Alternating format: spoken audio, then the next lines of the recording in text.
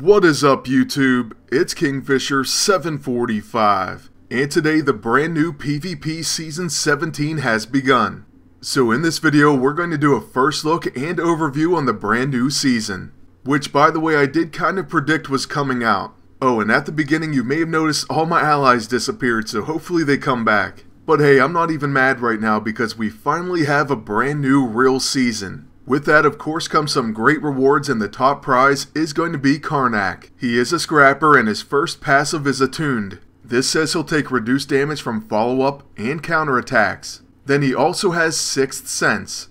Chance to preemptively counter when an ally is being attacked, and this chance increases if his ally is an Inhuman. Obviously, the Inhumans are very impressive when used together, but we'll take a look at his actual abilities in just one moment. Then after the 10 gold for the Gold League finish, for Diamond, you can win the Rune of Resolve. This is a subtle buff magic item, so that means with the Quick and Powered ISO 8 you could use it as a quick action. It has Tenacious, so it can be used while stunned, and then it gives you Resist Radiation Exposure, so it prevents new applications, and then it's going to give you Covered, taking 50% damage from all attacks. But then check this out, it says, if stunned, the Rune of Resolve applies Resist Radiation Exposure, Covered, and Shield to all allies. So you will actually want to be stunned. That's pretty awesome, I have to say, because of course stun is usually an absolutely terrible thing. It's one of the worst things that could possibly happen. That is, until you have the Rune of Resolve. And finally, we have a brand new Safeguard suit. So this one is a scrapper costume. And besides having an E-ISO slot, it's also going to give you Lively. So you become immune to Winded. Also, for one round, you'll gain the chance to prevent and counter enemy counterattacks and follow-up attacks. So you become a mini Iron Fist, and then also the next attack applies wide open. So that seems pretty nice, and I have to say the rewards for this season seem fairly good all around. By the way, this season is level capped to 60, which makes sense because why else would they test it so many times? And it's going to last 24 days.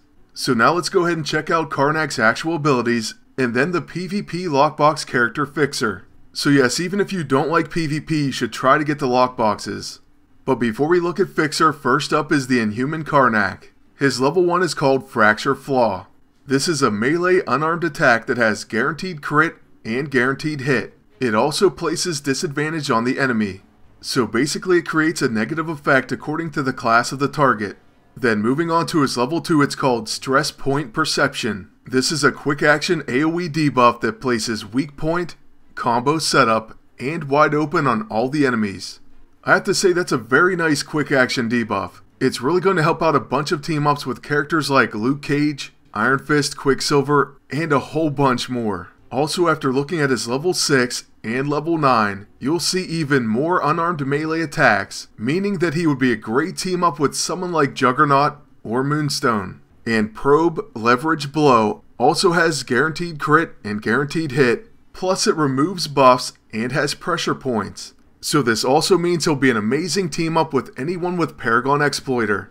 Judging by his other moves, someone like Captain Britain comes to mind. Of course, Gorgon, also being an Inhuman, will be a fantastic teammate. Then Karnak's level 9 Shatter Strike also has guaranteed crit, guaranteed hit, Paragon Exploiter, and Fatal Blow. Judging by the looks of that, it's easily going to be a knockout hit. If you set this up, then that's definitely going to knock him down. So Karnak appears to be a very solid character, but now it's time to look at Fixer. He's exactly what we expected, a blaster, and you have to get toolboxes to unlock him. I will talk a little bit more about that, but first, starting with his passive abilities, he has a really amazing one called Cybernetic. This says Fixer is immune to bleeding, burning, chilled, and obsolete tech. Then if that wasn't enough, he also has very high crit resistance. So yeah, this passive is incredible, and I'm very happy that he's immune to obsolete tech. But he also has self-destruct sequence, so when defeated he unleashes a final attack on all enemies. And he has Combat Suite. Allies deal extra damage with technology attacks, meaning a team up with Bishop or War Machine or even Cable could be a very promising team. And that's not even mentioning all the tech possibilities for your agent. We haven't even gotten to his abilities, and I'm already excited for Fixer. Speaking of those, moving on to his Automated Fire, it's an AoE ranged gun tech attack that has deadly crits, Detonator, so it detonates explosives on enemy targets. It also exploits shields, and has Shield Slam. That's a really sick first ability and AoE attack. Then his level 2 Blast Mine is a debuff tech that surrounds the target with blast explosives. This does not detonate on counterattacks or follow-ups, but when it's triggered it gains Paragon Exploiter, Exploit Attrition, and Ignore the Defense stat. Okay, that also sounds nice, and we can detonate it ourselves with our level 1. Then moving on to Switching Gears, it's a multi-function ability, and it's going to lead to 3 different quick actions. What these actions will do is allow Fixer to change classes. First, of course, he does start as a blaster, but when you want to change back, this option is here. Then next, he can switch to a Tactician, and what this does is says allies take less damage from counterattacks, and allies take less damage from follow-up attacks as well. So yes, his sweet passive will change depending on which class you're in. Then finally, he can also change to an Infiltrator. So this says chance to hack enemy systems applying hacked, and chance increases against technology attacks or robotic foes. Alright, well the fact that he can switch classes is absolutely amazing, but it gets even better. After we take a look at his level 9, you'll notice there's other pages of abilities. First, his Blaster defensive measure is a power draining shield that absorbs incoming damage and reduces damage received by 30%. Then his second page of abilities applies to when he is a Tactician. Here his level 1 is a Gatling gun. It has Detonator, Lock On, Weak Point, and grants himself Perfect Shot, so the next ranged attack deals extra damage. This looks like a pretty high damage single target ability, and remember, since he is a Tactician, he can gain Tactical Maneuvers. Then his level 2 changes to a Chemical Mine, so this surrounds the target with chemical explosives. Enemies caught in the explosion gain Dizzy, Exposed, Slowed, Weakened, and Incapacitation. So talk about a Paragon Exploiter's dream.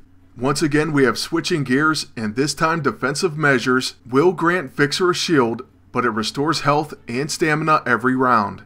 I absolutely love the fact that he has options. And he has even more because his third page, the Infiltrator mode, will first change his level 1 to Sonic Cannon. It's an AoE catastrophic attack, and by the way, it is Sonic, so hello Avalanche. But that's not all, it also applies opportunist debuffs. So this means he could be a great team up with Wasp, Spider-Man, Anti-Venom, Hank Pym, and the list goes on and on. Next, his Irradiated Frag Mine surrounds the enemy with irradiated explosives.